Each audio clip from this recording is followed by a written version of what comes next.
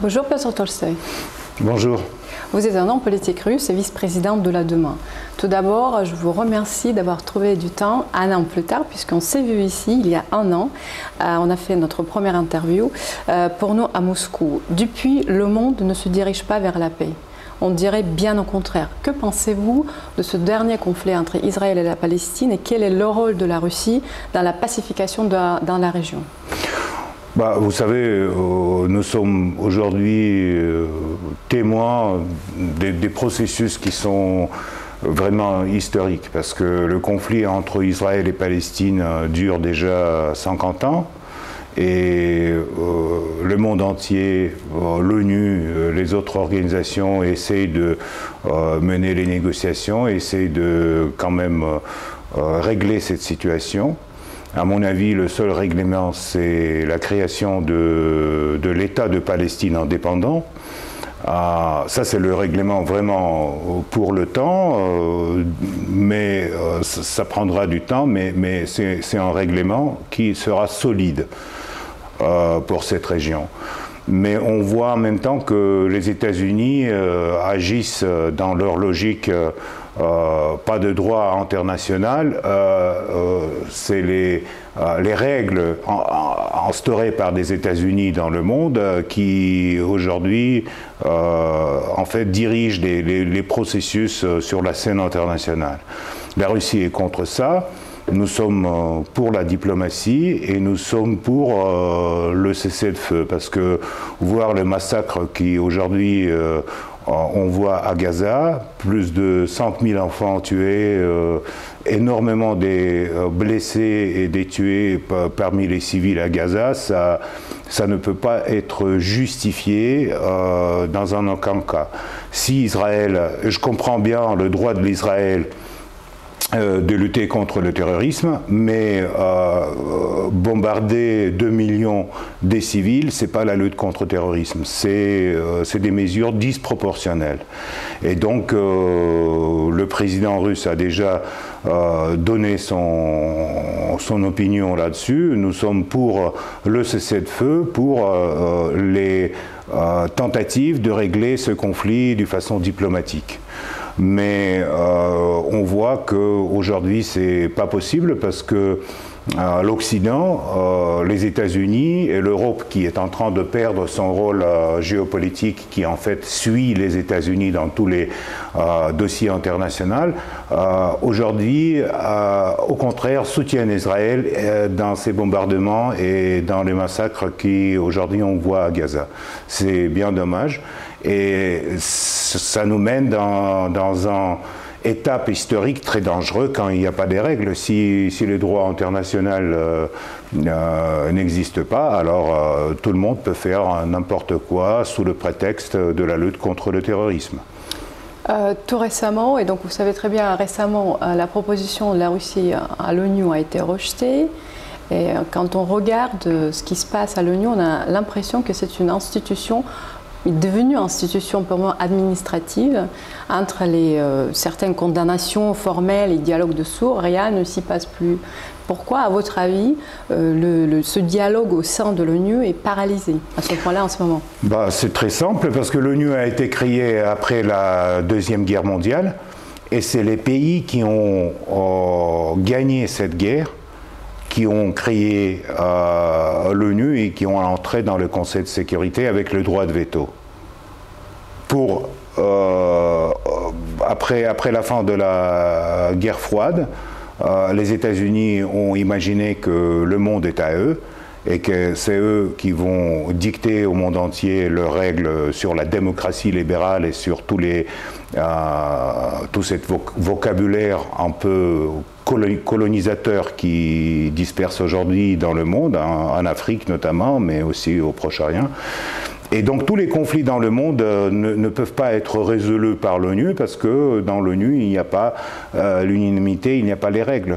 Donc pour réformer l'ONU, alors soit il faut une nouvelle guerre, et les vainqueurs de cette guerre vont réformer l'ONU, soit il faut que les pays occidentaux comprennent que leur temps est passé, que le monde est multipolaire, que bon, il y a d'autres puissances mondiales, il y a la Chine, l'Inde, il y a les pays en train de se développer d'une façon... Si les critères sont économiques, c'est une chose. Si les critères sont militaires, politiques, je ne sais pas quoi, c'est une autre chose. Donc il faut choisir les critères, il faut bien que cette organisation sorte de cette espèce de rêve léthargique dans lequel il est aujourd'hui. Donc on voit les déclarations, mais quand même la résolution de la Russie a été bloquée par les Occidentaux, mais par contre ce qui a voté à l'Assemblée générale en soutien de Gaza, ça a été voté d'une large majorité. Il y a quelques pays qui sont contre toujours. C'est les États-Unis, c'est des pays de l'Europe, mais les États-Unis et les pays de l'Europe, c'est pas le monde entier. Vous parlez justement de l'Inde, des pays du BRICS, puisque là maintenant on a l'impression qu'on a deux blocs. Donc d'un côté on a les États-Unis avec leurs alliés, et de l'autre côté on a les BRICS. Comment vous voyez cette confrontation ou évolution plutôt, une autre coopération entre donc la BRICS, les pays de BRICS et la Russie? Mais en fait BRICS c'est surtout c'est en alliance économique, c'est pas en alliance militaire, c'est pas en alliance, c'est en alliance économique des pays qui en fait proposent le monde multipolaire, le respect à des souverainetés des pays différents, donc le contraire de la politique actuelle occidentale. Et c'est pas que on est artificiellement veut diviser le monde à deux parties, BRICS et l'OTAN par exemple. Non. En fait, aujourd'hui, il y a l'élargissement de BRICS, bientôt ça serait 11 pays qui représentent le 2/3 de PNB mondial. Donc, qui peut donner des leçons et qui peut dicter les règles du jeu à cette alliance? À mon avis, ni les États-Unis, ni l'Union européenne n'ont aucun droit ni moral, ni politique, ni puissance économique pour faire ça. Pour revenir à l'économie, hier je me suis amusée, je tapais la Russie dans le moteur de recherche de Google et le moteur de recherche propose des questions et des réponses. Et la première question qui m'est tombée était « Comment vivent les Russes en 2023 ?» La réponse « La croissance économique de la Russie va dépasser celle de la zone euro en 2023. » Alors pourquoi les sanctions ne marchent pas? Parce que les sanctions sont illégitimes. Aujourd'hui, il y a 17 000 sanctions contre la Russie qui ont été entamées par l'Europe occidentale et les États-Unis. Et finalement, ça ne marche pas parce que la Russie, c'est le plus grand pays de l'Europe. La Russie, c'est la puissance mondiale. Et la Russie a la possibilité de développer ses relations, non seulement avec les États-Unis et l'Union européenne, mais aussi avec d'autres partenaires, ce qu'on est en train de faire. Par contre, les sanctions tapent sur l'économie européenne. On voit la baisse de PNB en Allemagne, on voit la baisse de niveau de vie en France, on voit les problèmes économiques, surtout dans l'Europe, à cause de l'absence de gaz et du pétrole russe, malgré que l'Europe continue à acheter le gaz et le pétrole russe, malgré toutes les sanctions. Mais maintenant, ils payent aux Indiens. Donc, Inde achète le pétrole et revend à l'Union européenne. Si c'était le but de sanctions, il est bien abouti, hein, ça c'est bien fait, bien joué. Mais pour les Européens, comme j'ai déjà dit il y a un an, c'est la crise économique qui va taper sur la classe moyenne européenne et qui va changer la configuration économique, qui va priver de souveraineté économique l'Union européenne. C'est le prix de suivre les États-Unis dans la politique anti-Russie, dans la politique de russophobie à cause de crise en Ukraine. Justement, j'ajoute, on a récemment invité un intervenant économique, Philippe Béchade, et j'invite nos auditeurs à revoir cette conférence, qui a clairement dit que la dette extérieure de la France, cette année, représente 44 000 € par habitant. Et c'est pas encore, donc c'est que le début. Pour parler des États-Unis, dans son discours récent, le président russe Vladimir Poutine a dit ouvertement que derrière la tragédie du Proche-Orient se trouvent les États-Unis qui sont bénéficiaires principaux des instabilités dans le monde car ils cherchent à maintenir leur dictature mondiale sous forme de chaos. Citation. C'est ce nouveau monde multipolaire qui fait tant peur aux États-Unis ou c'est la rhétorique anti-russe depuis toujours? Le monde multipolaire, ça fait peur parce que les États-Unis, à un moment, après la fin de la guerre froide, ils ont imaginé qu'ils sont les maîtres du monde. Et c'est très douloureux de dire adieu à cette rêve, à cette illusion. Donc c'est clair que pour les États-Unis, c'est important de maintenir leur industrie militaire à un certain niveau, ce qui a été fait lors du conflit en Ukraine avec l'aide énorme du complexe militaire industriel américain aux Ukrainiens. Ça a remonté les chiffres d'affaires pour tous les grands boîtes de ce complexe. Aujourd'hui, c'est le Proche-Orient. Regardez ce qu'on est en train de voir, les sommes que le Congrès doit adopter pour l'aide à l'Israël et à l'Ukraine. Ça va réchauffer le complexe militaire industriel des États-Unis, mais aussi de l'Europe. C'est les bénéfices des grandes boîtes, en fait. Ça touche, les conflits, en fait, ça touche au cœur à des simples gens, ça touche la classe moyenne parce qu'il y a la baisse de niveau de vie, mais par contre, les grosses boîtes, ils gagnent énormément de l'argent avec l'armement, avec les missiles, avec tous les contrats, les crédits militaires, etc. Donc c'est lié avec les besoins du pouvoir notamment aux États-Unis, parce qu'ils soutiennent un parti démocratique, ils soutiennent les candidats démocratiques pendant des élections, donc c'est plus ou moins le mécanisme plus ou moins clair. Vous pensez que le candidat républicain va changer quelque chose, puisqu'on est bientôt l'année prochaine, donc les élections américaines, où non, mais je ne pense pas les candidats républicains ou les candidats démocrates. Il y a la seule différence, c'est que les républicains, ils veulent plus se concentrer sur les États-Unis. Ils veulent Great America again. Yeah. Donc c'est leur truc, surtout renforcer les États-Unis à l'intérieur. Tandis que les démocrates, ils veulent toujours exporter à l'extérieur les valeurs américaines. Ce qui ne marche pas dans le monde, on voit ça sur plusieurs exemples, et ça n'a jamais marché à partir de la fin de la Deuxième Guerre mondiale. Ça n'a pas marché à Vietnam, ça n'a pas marché en Afghanistan, en Irak, en Libye, ça n'a pas marché nulle part. Donc l'exportation de démocratie, ça ne marche pas. En fait, ce qu'ils font, c'est aujourd'hui, ils exportent les termes, ils exportent les rhétoriques. Sur la démocratie libérale, on doit jurer à chaque fois, à chaque discours. Regardez, les leaders européens, partout dans le Parlement européen, ils doivent toujours jurer pour la démocratie, l'état de droit, tous les dogmes qui ont été exportés des États-Unis.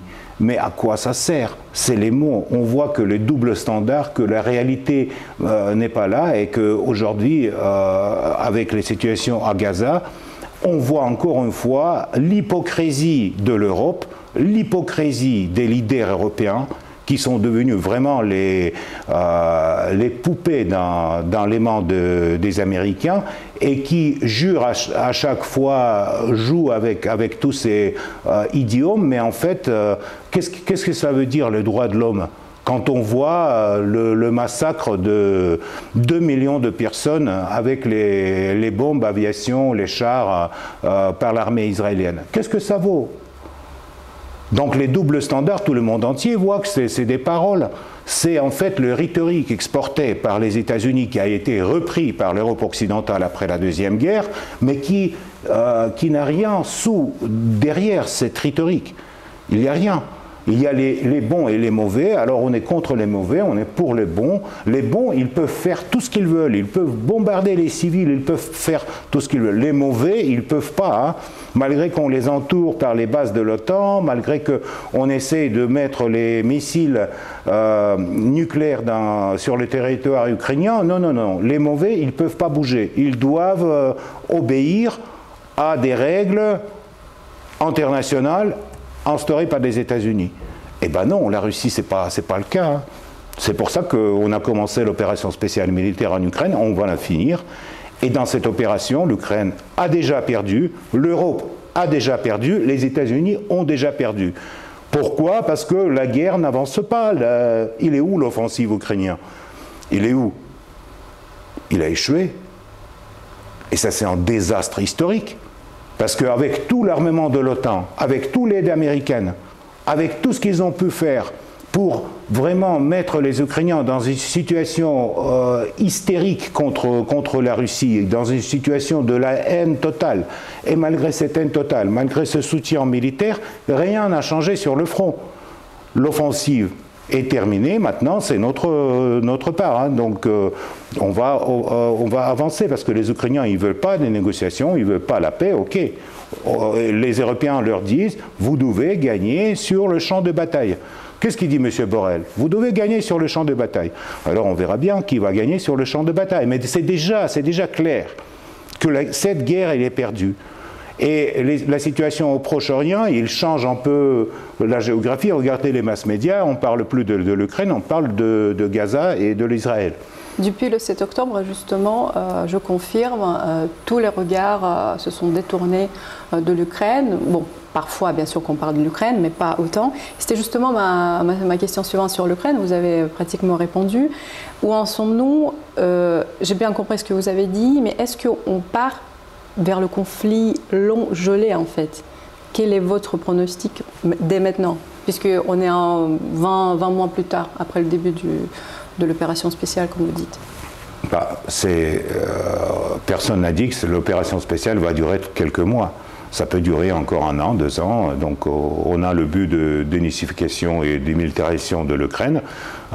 Si personne ne veut discuter les questions de la sécurité de la Russie va assurer son sécurité d'une façon militaire avec les armes dans les mains. Et donc on va avancer de plus en plus sur le front ukrainien.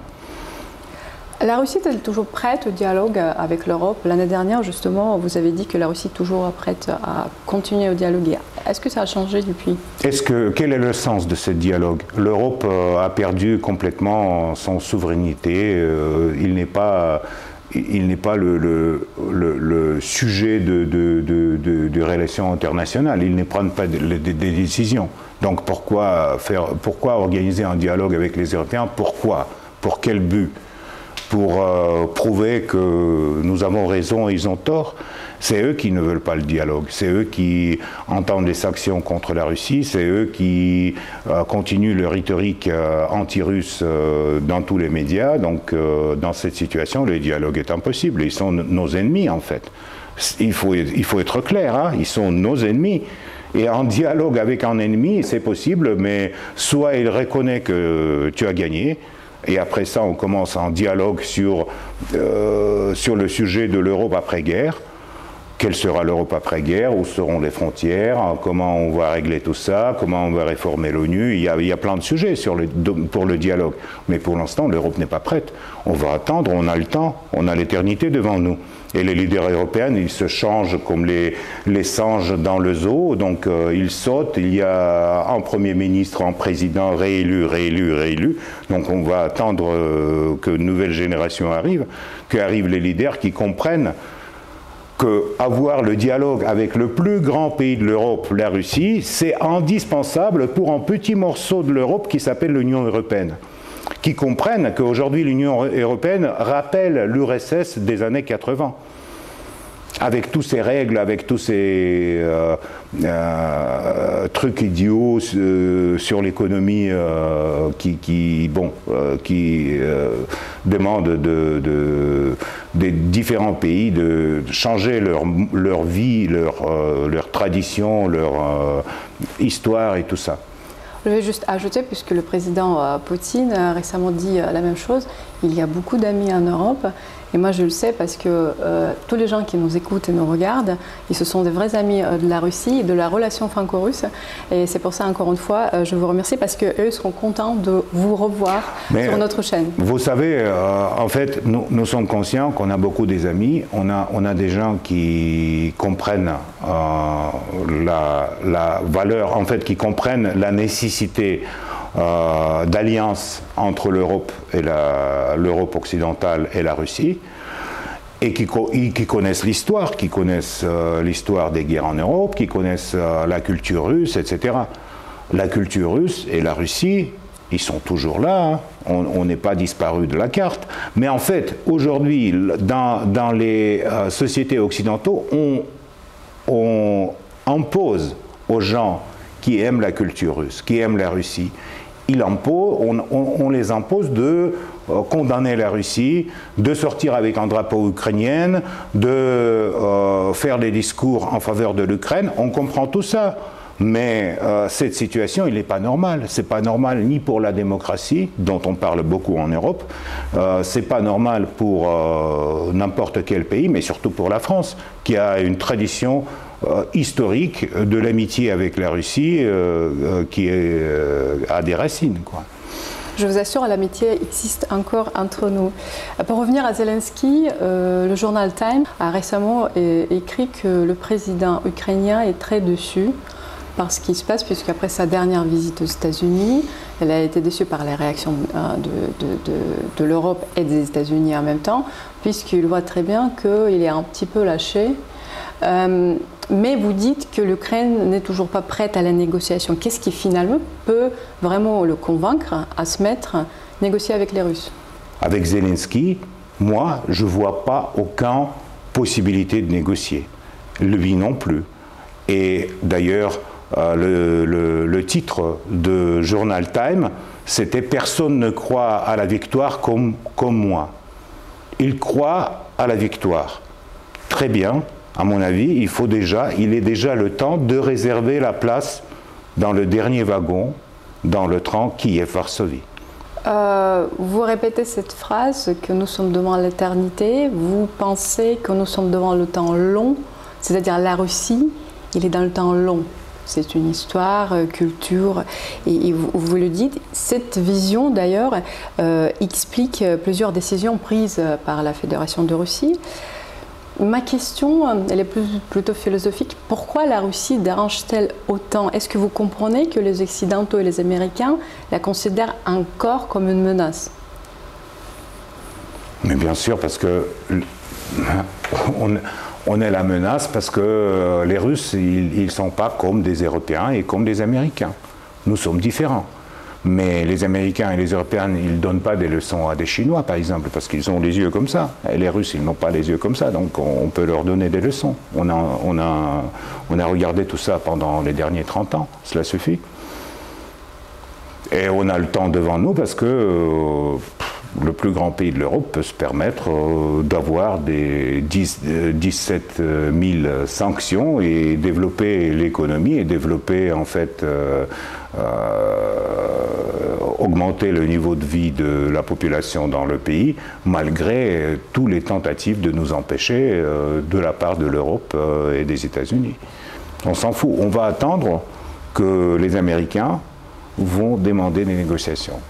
Il faut que vous compreniez que ce n'est pas l'Ukraine, ce n'est pas l'Union européenne, c'est les États-Unis qui doivent demander des négociations. C'est eux qui ont commencé les sanctions, c'est eux qui ont commencé toute cette russophobie totale dans le monde entier. Et donc pour finir avec ça, c'est à eux l'initiative. Merci Piotr Joste pour ce dialogue. Merci. J'espère que la prochaine fois, l'année prochaine, quand on va se voir, on va parler de la paix pour de vrai.